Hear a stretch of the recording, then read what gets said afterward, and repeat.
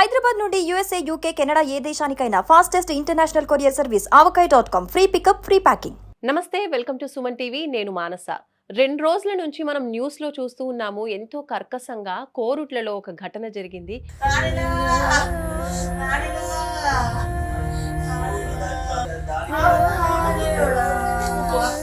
5 ఏళ్ల చిన్నారిని తన ఇంట్లోనే, అంటే తన ఇంట్లో ఉండేటువంటి తన పిన్నే చంపడం జరిగింది. చాలా కర్కశంగా కత్తితో, కట్టర్స్‌తో నరికి ఆమెని చంపడం జరిగింది. చిన్న పిల్లలపైన ఇలాంటి అఘాయిత్యాలు చాలా ఎక్కువగా మనం చూస్తూ ఉన్నాం ఇప్పుడున్నటువంటి ఈ సమాజంలో. కాబట్టి అసలు ఇలాంటివన్నీ కూడా ఎందుకు జరుగుతున్నాయి? ఈ మనుషుల సైకాలజీ ఎందుకింత దారుణంగా మారుతుంది? ఇలాంటి విషయాలన్నీ కూడా మనం మాట్లాడదాం. మనతో పాటు ఉన్నారు డాక్టర్ వీరేంద్ర గారు, సైకాలజిస్ట్. వీరేంద్ర గారు, నమస్తే అండి. నమస్తే.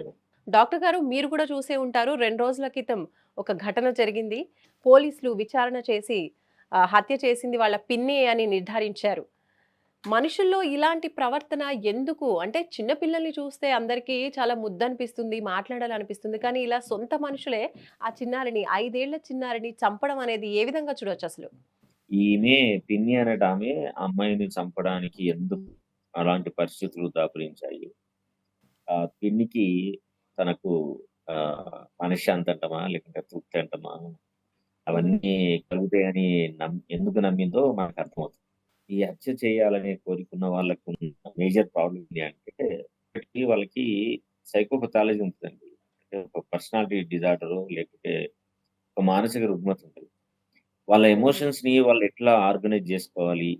ఏ ఎమోషను ఇది నిజంగానే ఉపయోగపడేదా? లేక నిరుపయోగమైనదా? అనే ఆలోచన, విచక్షణ అంతగా ఉండదు వాళ్ళకి. తర్వాత వీళ్ళకి ఐక్యూ లెవెల్స్ కూడా చాలా తక్కువుంటాయి. ఒక పని జేసిన తర్వాత దీని కాన్సిక్వెన్సెస్ ఏంటి? ఈ పర్యవసానం ఎటువైపు తీసుకెళ్తది? నేను చంపడం అనే దాన్ని ఆహ్, కరెక్టా? కాదా? మామూలుగా ఇప్పుడు పరిస్థితికి అనుగుణంగా నాకు చేస్తే బాగనిపిస్తుంది గానీ, చేసిన తర్వాత నా కుటుంబ హ్మ్. సభ్యులు గాని ఇవన్నీ నా పట్ల ఎంత వ్యతిరేకంగా పనిజేస్తాయి అనే ఆలోచన గూడా రాదు వాళ్ళకి. మనం ఏమంటామంటే, ఒక రకమైన ఒక సెల్ఫ్ డిసెప్షన్‌లో ఉంటారు వాళ్ళు. వాళ్ళ తెలివితేటలు గాని, ఏవి గాని ఏం జేస్తాయంటే, వాళ్ళకున్న ఆలోచనలు, వాళ్ళకున్న కక్షని, వాళ్ళకున్న కోపాన్ని తీర్చుకోవడం వరకే వాళ్ళ ఆలోచనలన్నీ కేంద్రీకృతమైతాయి. దాని చుట్టే హ్మ్. తిరుగుతాయి తప్ప, దీన్ని దాటి ముందుకెళ్ళలేని దుస్థితి వచ్చేస్తది. వాళ్ళ ఆలోచనలు మనుషులను అట్లా అంతా భయంకరంగా వాళ్ళని లాక్ చేసేస్తది.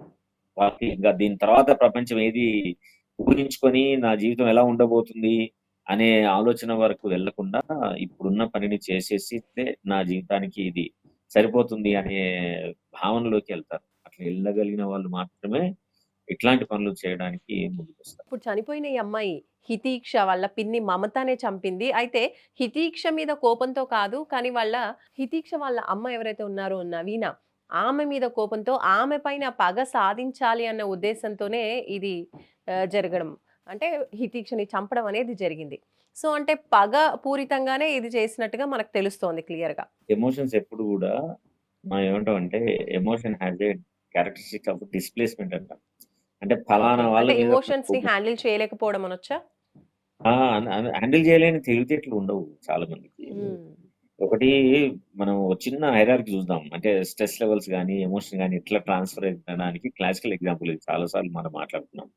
ఇప్పుడు ఫర్ ఎగ్జాంపుల్ ఒక ఆఫీస్‌లో ఒక మేనేజరు వాళ్ళ సబార్డినేట్‌ని తిట్టాడు. తిట్టగానే చాలా కోపమొచ్చేసింది ఆయనకి. అందరి ముందు నన్ను తిట్టాడు. నేను ఎంత హ్మ్. లాయల్‌గా ఎంత డెడికేషన్‌తోటి నేను పని చేస్తున్నా. ఆయన కూడా అవన్నీ గుర్తించకుండా ఇయాల ఒక్కరోజు చేసిన పనికి నన్ను ఇంత భయంకరంగా తిడతాడా? కోపమొచ్చి కానీ హ్మ్. మేనేజర్‌ని తిట్టలేడు కదా! ఏమవుతుంది అవును. తిడితే? తిడితే ఉద్యోగం పోద్ది. హ్మ్. ఏదైనా జరగొచ్చు కదా! కానీ దాన్ని అవును. పోగొట్టుకోవడానికి నేను రెడీగా లేను గాబట్టి, నేనేం చేస్తాను, నాకొచ్చిన ఈ ఒత్తిడి అంటే మేనేజర్ ద్వారా ట్రాన్స్‌ఫర్ అయిన నా ఒత్తిడి, నా హ్మ్. కోపం, నా పగ, నా ద్వేషం ఇవన్నీ ఏం చేస్తాను నేను, అవన్నీ ఇందులో నిక్షిప్తమైపోయి మనం వెళ్తూ ఉన్న క్రమం లోపల ఆ ఆఫీస్‌లో నాకంటే తక్కువ ఎవరైతే ఉంటాడో అతని మీద చూపిస్తాం. హ్మ్. ఎందుకు? ఆ టార్గెట్ సాఫ్ట్ టార్గెట్.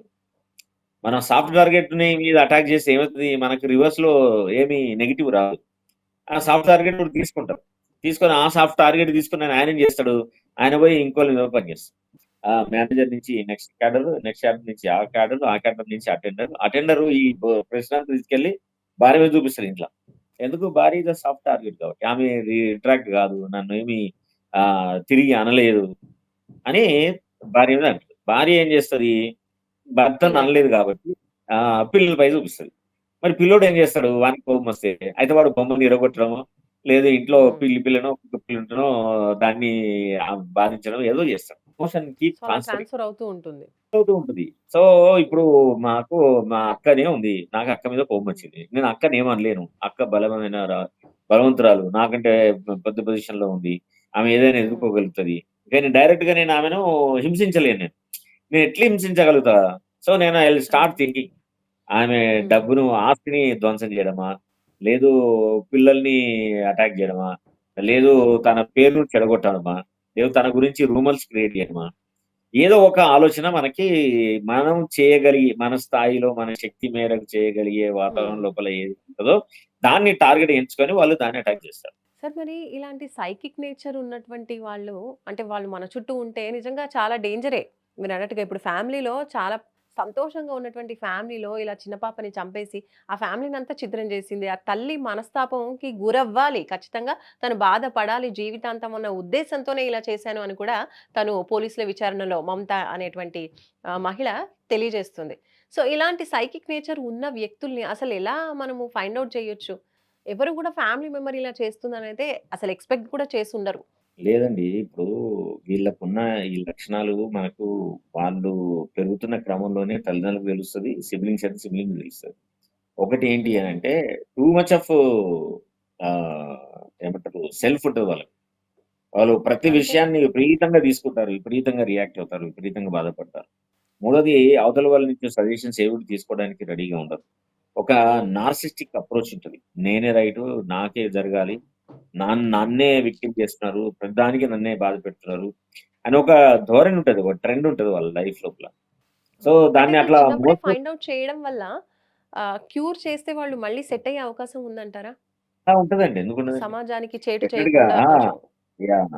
వీళ్ళకున్నదేంటండి ఒక మానసిక హ్మ్. సమస్య ఎప్పుడైతే ఉంటుందో, ఆ మానసిక సమస్యను మనలో ఫస్ట్ ఏంటి మనం గుర్తించడం. గుర్తించిన తర్వాత దానికి సంబంధించిన ట్రీట్‌మెంట్ ఇప్పించడం. తెరపించిన హ్మ్. తర్వాత దా మ మెడిసిన్ అయితే మెడిసిన్ ఇప్పియడం. లేదంటే థెరపీ ట్రీట్‌మెంట్. బిహేవియర్ మోడిఫికేషన్ ఒకటి థెరపీ ద్వారా బెటర్ చేయించడం.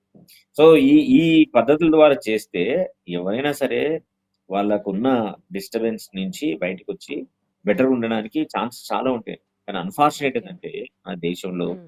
ఎస్పెషల్లీ మన రాష్ట్రంలో ఈ మానసిక సమస్యలకు సంబంధించి, మన హ్మ్. వ్యక్తిత్వ లోపాలకు సంబంధించి ఎవరికైనా ఉన్నా సరే దాన్ని భరిస్తూ కుటుంబం నడుస్తది తప్ప, వాళ్ళను తీసుకెళ్ళి ఒక థెరపీ ఇప్పియాలా? లేదు ఒక నిజంగా. ఒక సైకాట్రిస్ట్ ట్రీట్‌మెంట్ ఇప్పించాలని మాత్రం ఆలోచించరు. ఆలోచన రాదు. ఎందుకంటే అది చాలా ఏమంటారు యాంటీ హ్మ్. పర్సనల్‌గా ఫీల్ అయితారు వాళ్ళు.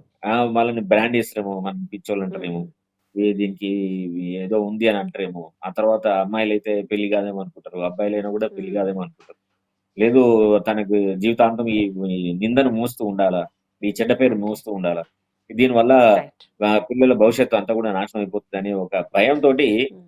ఇప్పటికి గూడా కౌన్సెలింగ్ సెంటర్‌లకు గాని, సైకాట్రిస్ట్‌కి కలవడానికి అని వెనకంజ వేస్తారు. రైట్. థాంక్ యూ వీరేంద్ర గారు. థాంక్ యూ సో మచ్ అండి. సో, చూస్తున్నారు కదండీ! మనం న్యూస్‌లో చూస్తున్నటువంటి ఈ ఘటన చాలా చాలా దారుణమైన ఘటన. అసలు ఎందుకు ఇలాంటి పరిస్థితి వస్తుంది? అసలు ఎందుకింత దారుణంగా వ్యక్తులు చంపడం లేదా చావడం అనేది జరుగుతుంది అంటే డాక్టర్ గారు మనకు తెలియజేస్తున్నారు. వాళ్ళకున్నటువంటి ఆ సైకిక్ నేచర్ వల్ల అంటే తర్వాత పరిస్థితులు ఎలా ఉంటాయి అనే ఒక ఆలోచన లేకుండా ఆ క్షణికావేశంలో ఆ టైంలో అలా చేసి చంపేయడమో, చనిపోవడమో అనేది జరుగుతుంది. సో, ఇలాంటి క్యారెక్టర్స్ ముందు నుంచి కూడా చిన్నప్పటి నుంచి కూడా తెలుస్తూ ఉంటుంది. కొంచెం భిన్నంగా డిఫరెంట్‌గా వాళ్ళు కనిపిస్తూ ఉంటారు కాబట్టి సో, పేరెంట్స్ గావచ్చు, ఫ్యామిలీ మెంబర్స్ కావచ్చు, ఇలాంటి పీపుల్, ఇలాంటి క్యారెక్టర్ ఉన్నటువంటి వ్యక్తులు మన ఇంట్లో ఉన్నట్టయితే గనక, ముందే గుర్తించి వాళ్ళకి తగిన ట్రీట్‌మెంట్ గావచ్చు, లేదంటే మెడికేషన్ కావచ్చు, ఇలాంటివి ఇచ్చినట్లయితే వాళ్ళు ఫ్యూచర్‌లో ఇలాంటి భయానకమైన పరిస్థితులు మనం ఫేస్ చేసేలా కాకుండా, సమాజంలో అందరిలాగా ఉండే అవకాశం ఉంటుందని డాక్టర్ గారు తెలియజేస్తున్నారు. చూస్తూనే ఉండండి సుమన్ టీవీ. నమస్తే.